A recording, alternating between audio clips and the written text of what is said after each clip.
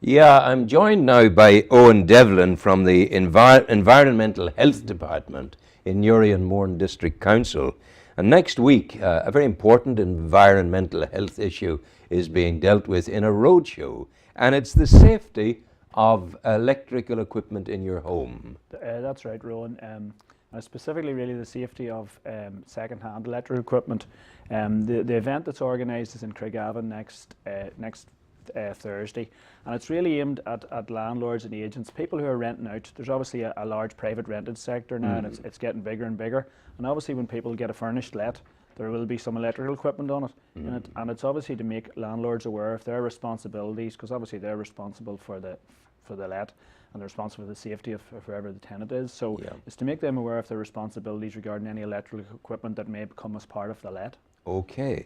Now, one might assume that by and large, electrical equipment established in a home, being used in a home, is broadly speaking fail-proof and safe all the way. Well, nowadays, obviously, with modern equipment, it should be. But obviously, if a tenancy is passing on from one person to another, a landlord and agent doesn't really know how that's been treated, if it's been treated badly. Now, a lot of the checks people can do are very simple visual checks. I mean, we're all aware of these portable appliance testers, and you see in many businesses little stickers on that it's been tested. Yes. I mean, that's one aspect of it, but there's an awful lot of visual checks that, and more often than not, it's the visual checks that the items would fail on. You know, that there's frayed wires, you can actually see the coloured wires, broken casings, things like that. And that's what people should look out for. But is our landlord and landlady populace these days, are they all conscientious, do you find?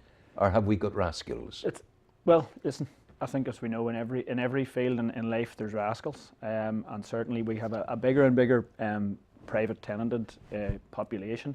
There has been, just moving away from the electrical safety aspect, I mean, there's been more legislation in recent years.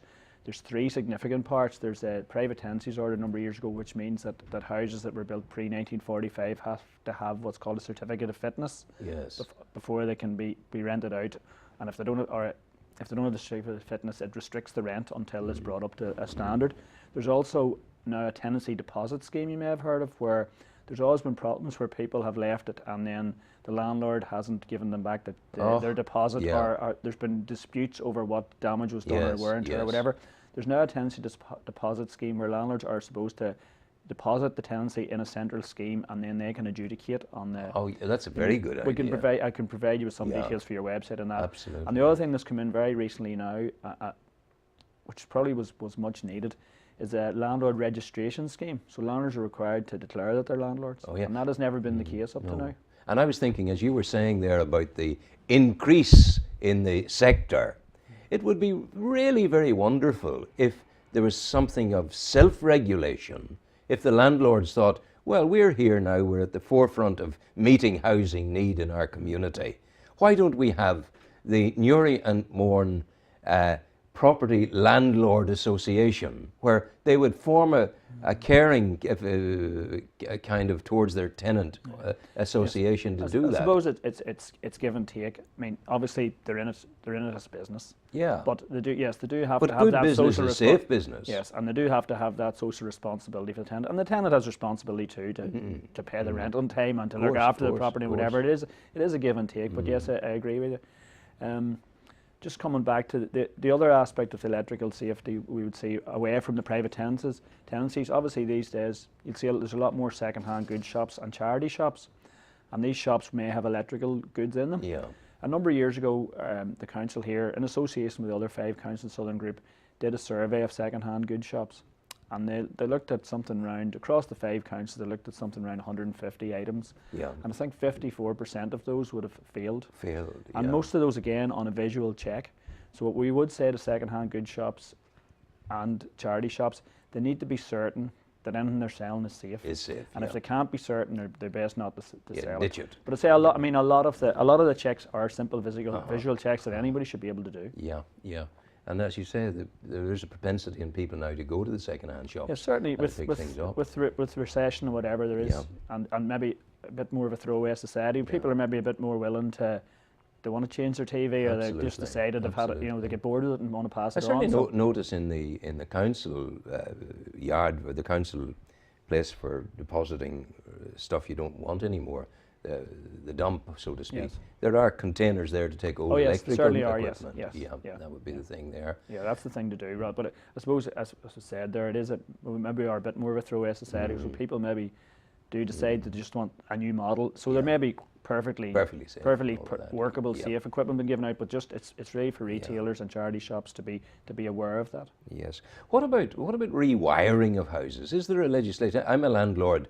The house it was rewired 30 years ago. What's the regulation there? There'll be no regulation won't be specific to say after X amount of years it has to be rewired. There would be responsibility on landlords to ensure that it's safe. However they choose to do that, if they get an electrician in to do a full periodic inspection or whatever, there's nothing laid down to say. I mean, I'm sure a lot of us are living in houses, our own houses that haven't been rewired since the day they were built. You know, so it is, and I mean, there's obviously these days there's a lot of fail-safe aspects to electric installation, so trip device, etc. So, but again, there's not a specified time period. Have you information up at the council that people can access? Oh, we certainly do. Yes, so we'd have stuff on our website. It's on your website, and that's what, Newry and Mourne Council. Yes, Newry and Mourne.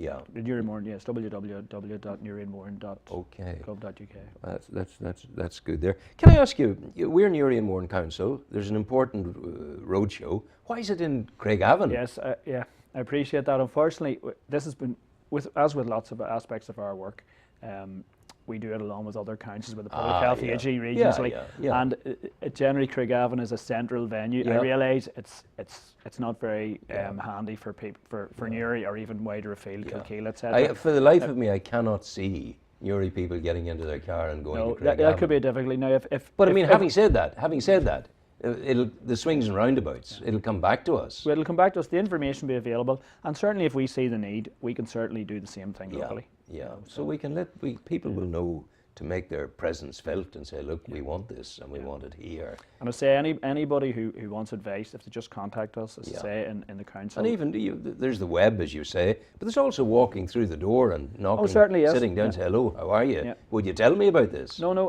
anybody's very welcome to walk into us to say, people know where we are and we're available to talk to them. Certainly. That's the name of your game, safety. Yes. And doing the thing correctly in the community. So, Downpatrick beckons. Are you looking forward to that? Well, it's obviously a huge change for everybody. That's the new council we're talking about. Yes. So 363 days now, or that's the 1st of April next year. So there's obviously huge changes. Probably we have done. You'll probably stay where you are. Well, hopefully so. I think environmental health services. Why would you go?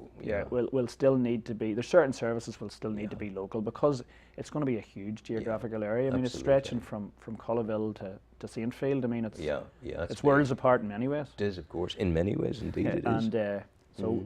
Certainly from my own point of view, from environmental health background, a lot of what we do is statutory, so there's great similarities in what we do and what Down Council do. We would know the people, we have contacts already, so and there's obviously a huge amount of work going on now to bring these things together. But yes, it is. It's going to be a major We change. wish you good luck with it. Thank you. Eoin Devlin, you take care, and thank you so much Thanks. for coming in. Okay. Good luck. Good, man.